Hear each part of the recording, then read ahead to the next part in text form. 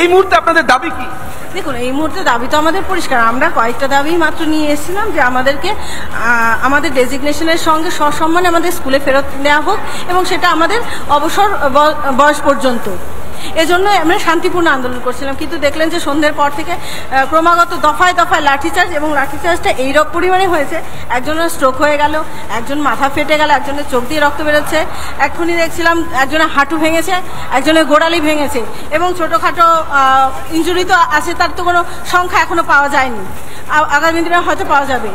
এবার ব্যাপারটা হচ্ছে পুলিশের তরফ থেকে লাঠিচার্জ হয়। আপনাদের এই আন্দোলন কতক্ষণ চলবে? এখনো কিছু বলতে পারছি না, আমরা বসেই থাকবো। দেখুন, আমি একটা কথা বলছি, বলো যে আদৌ আমাদের থাকতে দেবে কিনা। হ্যাঁ, এখন আমাদের ভাবার বিষয় হচ্ছে আমাদের কতক্ষণ থাকতে দেবে এখানে।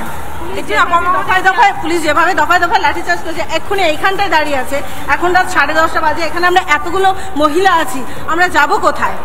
আমরা যে প্রাণে ফিরে সকালে সূর্যটা দেখবো, আমরা সেই ভরসাটা পাচ্ছি না। পেছনে শুনছি যে হয়তো রাজনৈতিক কর্মীরা পেছনে আছে, নির্মাণ ভবনের পেছনে, সামনে পুলিশ, পেছনে গুন্ডা, যাবো কোথায়? তারা থেকে সকালের সূর্যটা দেখতে পাবে কিনা সেটা তারা তাদের কাছে পরিষ্কার না।